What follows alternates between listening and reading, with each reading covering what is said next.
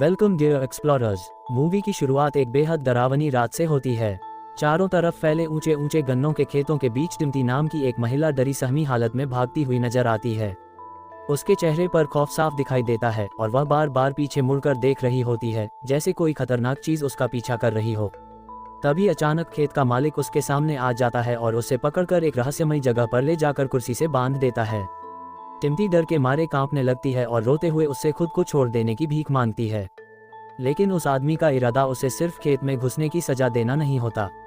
असल में वह टिम्टी के शरीर को एक माध्यम बनाकर उसमें एक भटकती हुई खतरनाक आत्मा को प्रवेश कराना चाहता है। इसके बाद वह एक बेहद शैतानी और डरावना रिचुअल शुरू करता है। एक खास चाकू की मदद से वह उस बुरी आत्मा को टिम्टी के शरीर में बुला लेता है। माहौल अचानक और भी खौफनाक हो जाता है, लेकिन जैसे ही वह टिम्टी को बोरी में डालकर गन्नों के खेतों के बीच कहीं ले जाने लगता है, तभी सब कुछ पल भर में बदल जाता है। अचानक टिम्टी उस बोरी से गायब हो जाती है और उसी समय दूर से एक डरावनी सीटी की आवाज गूंजने लगती है। वह आवाज सुनते ही आदमी के चेहरे का रंग उड़ जाता है, क्योंकि वह समझ जाता है कि यह कोई साधारण आवाज नहीं बल्कि मौत की दस्तक है। घबराकर वह तुरंत अपना घोड़ा लेकर वहां से भागने की कोशिश करता है, लेकिन अब बहुत देर हो चुकी होती है। सुनसान पेड़ों के बीच पहुंचते ही पजेस टिम्टी अचानक उस पर हमला कर देती है और उसे बेहद बेरहमी से मार डालती है। इसके बाद कहानी निकोल और उसके पति सेबेस्टियन की तरफ बढ़ती है।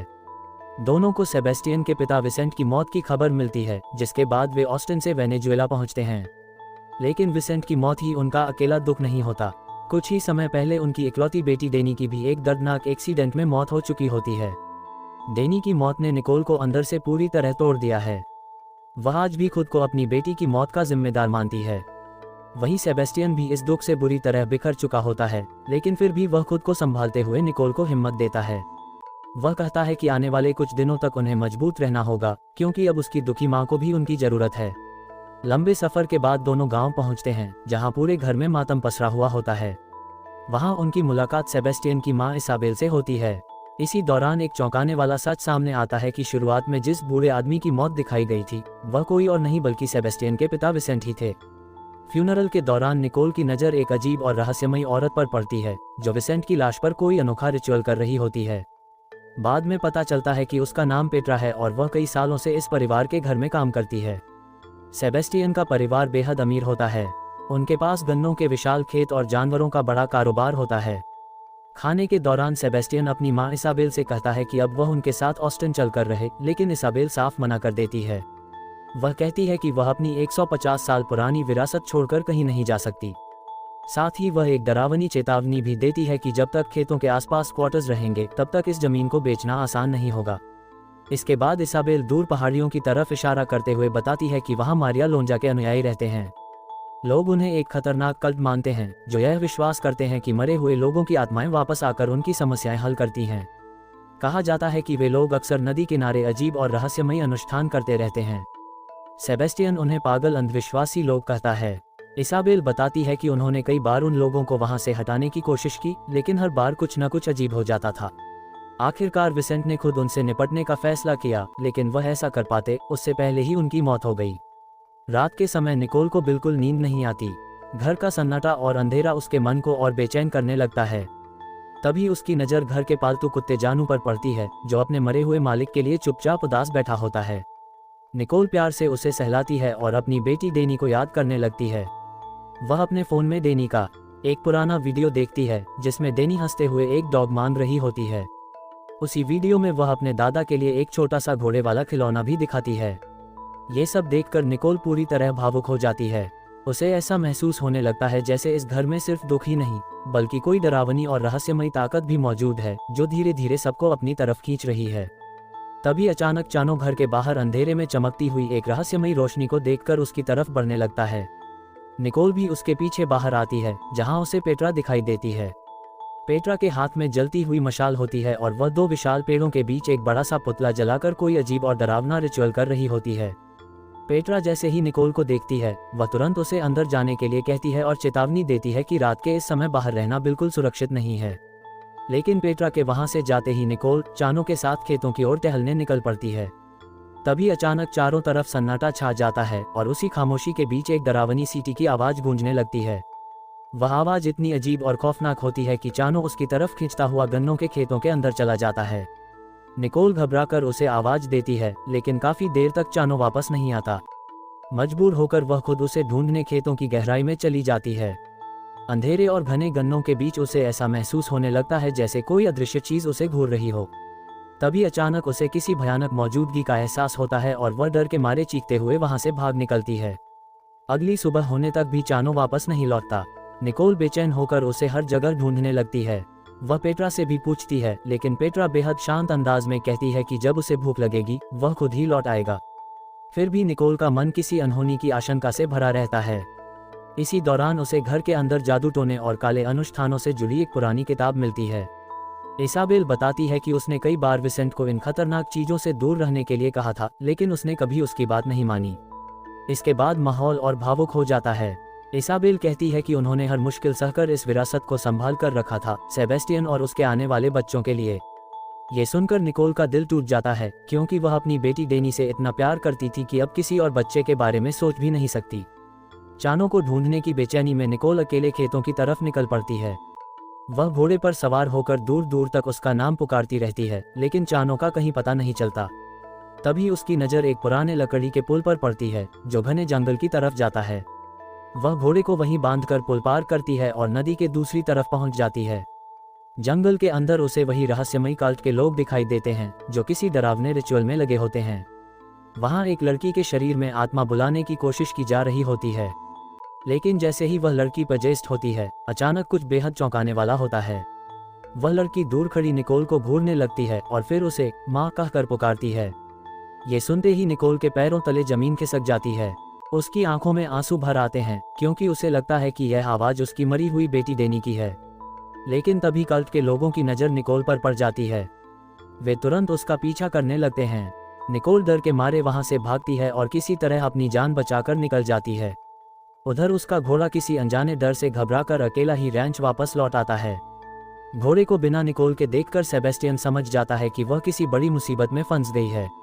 वह तुरंत अपने आदमियों के साथ उसे ढूंढने निकल पड़ता है और आखिरकार रात होने तक निकोल उन्हें खेतों के पास मिल जाती है। घर लौटने पर इसाबेल गुस्से में निकोल को डांटती है। वह कहती है कि विसेंट की मौत भी कुछ ऐसी ही लापरवाही की वजह से हुई थी। साथ ही वह ये भी याद दिलाती है कि वहां से सबसे नजदीकी हॉस्पिटल भी 3 घंटे दूर है। इसी दौरान सेबेस्टियन बताता है कि उनके रेंज से जानवर लगातार गायब हो रहे हैं और उसे पूरा शक है कि इसके पीछे वही स्क्वाटर्स हैं, क्योंकि वे लोग उनकी बिजली तक चोरी कर रहे हैं।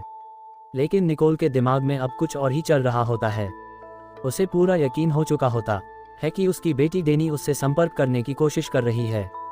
इसी उम्मीद में वह पेट्रा के पास जाती है। वहां पेट्रा उसे बताती है कि वह भी उसी मारिया लोंजा को मानती है, जिसे स्क्वाटर्स पूछते हैं। निकोल उसे बताती है कि उसने रिचुअल के दौरान एक पजेस्ट लड़की के मुंह से डेनी की आवाज सुनी थी। वह पेट्रा से खुद एक रिचुअल करने की विनती करती है ताकि वह अपनी बेटी से बात कर सके, लेकिन पेट्रा साफ मना कर देती है। पेट्रा बताती है कि इस समय बाहर विस्लर नाम की एक बेहद खतरनाक आत्मा घूम रही है। ऐसे समय में किसी भी तरह का रिचुअल करना बहुत बड़ा खतरा बन सकता है। वह आगे बताती है कि विस्लर एक ऐसी डरावनी आत्मा है जिसकी पहचान उसकी सीटी की आवाज है। सबसे खौफनाक बात यह होती है कि उसकी सीटी जितनी दूर से सुनाई देती है, वह उतना ही ज्यादा आपके करीब होता है। निकोल की सुरक्षा के लिए पेट्रा उसे एक खास ब्रेसलेट भी देती है। बाद में निकोल ये सारी बातें सेबेस्टियन को बताती है और कहती है कि डेनी उससे बात करना चाहती है, लेकिन सेबेस्टियन इस बात पर विश्वास नहीं कर पाता। उसे लगता है कि निकोल अपनी बेटी के दुख से बाहर नहीं निकल पा रही और उसी वजह से उसे ये सब महसूस हो रहा है। वह निकोल को समझाने की कोशिश करता है, लेकिन अब निकोल किसी भी कीमत पर सच्चाई जानना चाहती है। अगले दिन वह फिर से उस रहस्यमयी कल्ट के पास पहुंचती है। वहां ट्रांसलेटर लोरियानो की मदद से वह उनसे एक रिचुअल करने की विनती करती है ताकि वह अपनी बेटी की आत्मा से बात कर सके, लेकिन इस बार भी वे लोग मना कर देते हैं। वे बताते हैं कि टिम्टी नाम की वह महिला जिसके शरीर को आत्माओं का माध्यम बनाया जाता था, अब गायब हो चुकी है, और सबसे बड़ा खतरा अभी विस्लर की आत्मा है, जो लगातार लोगों का शिकार कर रही है। अगर इस हालत में कोई रिचुअल किया गया तो विस्लर किसी नए शरीर में प्रवेश कर सकता है। निकोल उन्हें पैसों का लालच भी देती है, लेकिन कल्ट का लीडर फिर भी रिचुअल करने से साफ इनकार कर देता है। तब निकोल पूरी तरह टूट जाती है। उसकी आंखों से आंसू बहने लगते हैं और वह कांपती हुई आवाज में अपने दिल का सबसे बड़ा दर्द सबके सामने रखती है।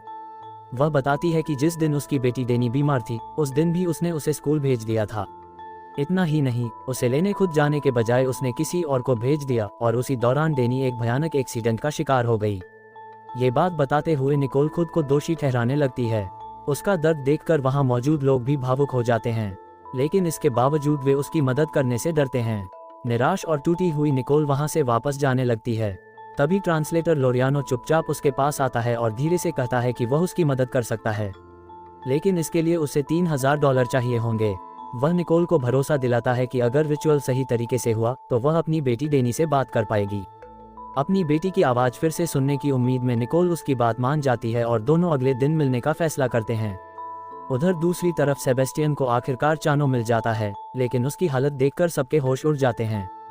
चानो बुरी तरह मरा हुआ होता है और उसका पेट बेरहमी से फाड़ा गया होता है। जब एक वर्कर बताता है कि विसेंट की लाश भी बिल्कुल इसी हालत में मिली थी, तब सेबेस्टियन को एहसास होता है कि उसकी माँ उससे कोई बहुत बड़ा सच छुपा रही है, क्योंकि अब तक उसे यही बताया गया था कि उसके पिता की मौत घोड़े से गिरने की वजह से हुई थी। रात में वह इसाबेल से सच्चाई पूछता है और आखिरकार वह मान लेती है कि विसेंट का शरीर भी इसी तरह बुरी हालत में मिला था। अब सेबेस्टियन को पूरा यकीन हो जाता है कि इन सब के पीछे वही रहस्यमय कल्ट है। लेकिन उसी रात पेट्रा निकोल को एक और डरावनी सच्चाई बताती है। वह कहती है कि चानो को कल्ट ने नहीं बल्कि विस्लर ने मारा है। इसके बाद पेट्रा विस्लर की खौफनाक कहानी सुनाती है। बहुत साल पहले एक शिकारी लड़के ने गलती से अपने ही पिता का शिकार कर लिया था। इतना ही नहीं, उसने उनके मांस को अपनी मां से ही पकवा दिया। जब गांव वालों को इस भयानक सच का पता चला तो उन्होंने उस लड़के को उसी पेड़ से बांधकर जिंदा जला दिया जहां उसने अपने पिता को मारा था। लेकिन सबसे डरावनी बात यह थी कि जलते समय वह लड़का दर्द से चीखा तक नहीं बल्कि लगातार सीटी बजाता रहा। तभी से उसकी आत्मा विस्लर बनकर भटक रही है। कहा जाता है कि वह नई बॉडी की तलाश में रहता है और जिसके पास उसकी सीटी सुनाई दे उसकी मौत करीब होती है। पेट्रा निकोल को चेतावनी देती है कि विस्लर अपने आप वापस नहीं आया, उसे उन्हीं कल्ट वालों ने बुलाया है ताकि वे लोगों को डराकर इस जगह से भगा सकें। लेकिन अपनी बेटी से मिलने की चाह में अंधी हो चुकी निकोल अगले दिन फिर भी रिचुअल के लिए चली जाती है। वहां उसकी मुलाकात लोरियानो की बेटी ग्रेसी से होती है। ग्रेसी बताती है कि उसके शरीर को माध्यम बनाकर डेनी की आत्मा को बुलाया जाएगा। यहीं एक और चौंकाने वाला सच सामने आता है कि ग्रेसी उसी टिम्टी की बेटी है जिसे फिल्म की शुरुआत में दिखाया गया था। सबसे हैरानी की बात यह होती है कि लोरियानो और बाकी कल्ट के लोगों को अब भी यही लगता है कि टिम्टी उन्हें छोड़कर अमेरिका चली गई है। असल में लोरियानो निकोल से पैसे इसलिए मांग रहा होता है ताकि वह टिम्टी को ढूंढ सके और अपनी बेटी ग्रेसी को भी उसके पास अमेरिका भेज सके। उधर सेबेस्टियन गुस्से में आकर कल्ट के खिलाफ सख्त कदम उठाना शुरू कर देता है। वह उनकी बिजली कटवा देता है और नदी पर बना लकड़ी का पुल भी तोड़वा देता है, बिना ये जाने कि उसी समय निकोल पुल के दूसरी तरफ मौजूद है। इसी बीच विस्लर से पजेस टिम्टी रैंच में एक और जानवर को बेरहमी से मार देती है।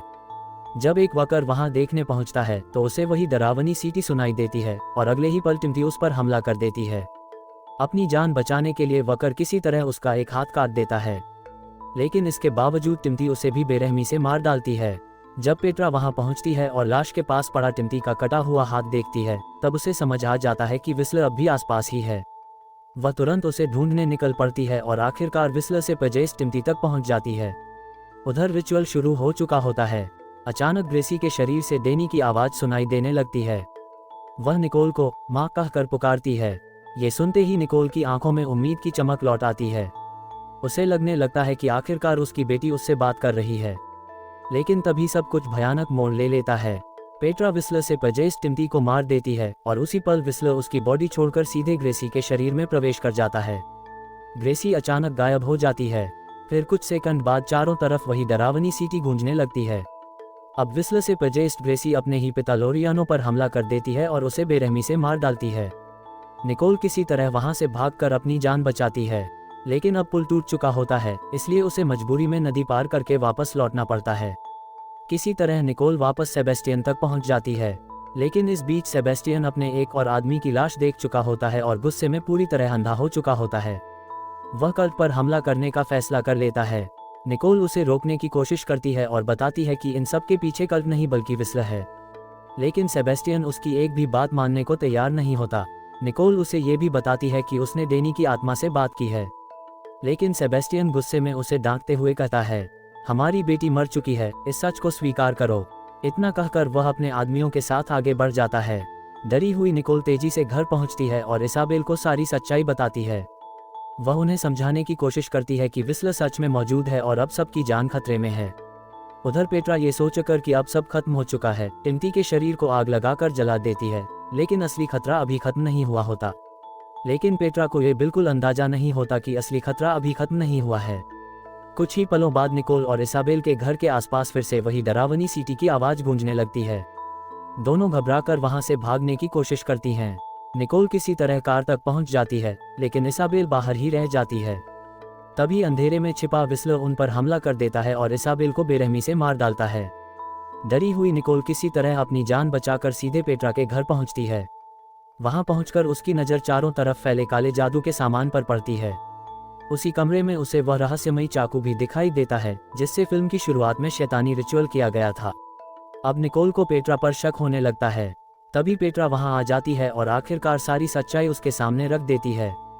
पेट्रा बताती है कि सेबेस्टियन के पिता विसेंट ने ही टिम्टी के शरीर में विस्लर की आत्मा को बुलाया था ताकि स्क्वाटर्स को डराकर इस जमीन से भगाया जा सके, और इस खतरनाक काम में पेट्रा ने भी उसकी मदद की थी।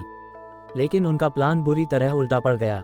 पेट्रा कहती है कि उसने टिम्टी के शरीर को जलाकर सब खत्म कर दिया है, इसलिए अब विस्लर किसी को नुकसान नहीं पहुंचा पाएगा। ये सुनते ही निकोल पूरी तरह टूट जाती है। उसे एहसास होता है कि टिम्टी ग्रेसी की मां थी और उसकी अपनी जिद की वजह से अब विस्लर ने ग्रेसी के शरीर पर कब्जा कर लिया है। निकोल को महसूस होता है कि अपनी बेटी डेनी से बात करने की चाह में उसने एक मासूम बच्ची की जिंदगी खतरे में डाल दी। तभी पेट्रा कहती है कि अब सिर्फ एक ही रास्ता बचा है, ग्रेसी को मारना होगा। लेकिन निकोल ये सुनते ही मना कर देती है। वह फैसला करती है कि वह खुद विस्लर की नई होस्ट बनेगी ताकि ग्रेसी की जान बच सके। पेट्रा रिचुअल करने से इनकार करती है, लेकिन निकोल दर्द भरी आवाज में कहती है कि जिस दिन उसने अपनी बेटी को खोया था उसी दिन वह अंदर से मर चुकी है।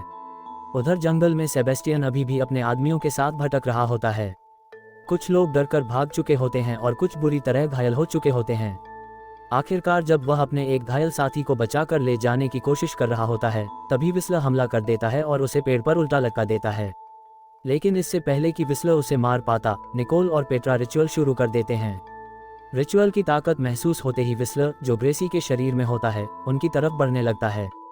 निकोल और पेट्रा मिलकर ग्रेसी को एक लोहे के पिंजरे में बंद कर देते हैं ताकि विस्लर बाहर ना निकल सके। लेकिन तभी पेट्रा निकोल को बचाने के लिए एक खतरनाक फैसला लेती है। वह ग्रेसी को ही आग में जलाने की कोशिश करती है ताकि विस्लर उसी के साथ खत्म हो जाए। अफरा तफरी के बीच अचानक ग्रेसी, जो अब पूरी तरह विस्लर के कंट्रोल में होती है, पेट्रा पर हमला कर देती है और उसे मार डालती है। अब निकोल बिल्कुल अकेली रह जाती है। वह कांपते हाथों से रिचुअल पूरा करने की कोशिश करती है। तभी स्क्वाटर्स की मदद से बचकर सेबेस्टियन वहां पहुंच जाता है। निकोल उसे रोकते हुए कहती है कि वह ग्रेसी पर गोली ना चलाए। तभी कल्ट के बाकी लोग भी वहां पहुंच जाते हैं। निकोल समझ जाती है कि अगर अभी कुछ नहीं किया गया तो विस्लर और लोगों की जान ले लेगा, इसलिए वह खुद को एक कमरे में बंद कर लेती है। कमरे के चारों तरफ आग का घेरा बना होता है। निकोल उसी आग के बीच खड़ी होकर विस्लर की आत्मा को अपने अंदर आने देती है। जैसे ही विस्लर ग्रेसी के शरीर से निकलकर निकोल के शरीर में प्रवेश करता है, वह खुद को उसी कमरे में जलाकर खत्म करने की कोशिश करती है। लेकिन ठीक उसी समय सेबेस्टियन दरवाजा तोड़कर अंदर पहुंच जाता है और निकोल को आग से बाहर खींच लाता है। पेट्रा द्वारा दिया गया लॉकेट निकोल की रक्षा करता है, जिसकी वजह से विस्लर उसे पूरी तरह अपने कब्जे में नहीं ले पाता। फिर भी निकोल मौत के बेहद करीब पहुंच चुकी होती है। दूसरी तरफ ग्रेसी सुरक्षित बच जाती है। कल्ट के सभी लोग उसके साथ मिलकर निकोल के लिए प्रार्थना करने लगते हैं। बेहोशी की हालत में निकोल खुद को एक रहस्यमयी दूसरी दुनिया में पाती है, जहां उसकी मुलाकात उसकी बेटी डेनी से होती है। निकोल रोते हुए डेनी से माफी मांगती है और कहती है कि वह उसकी मौत की जिम्मेदार है।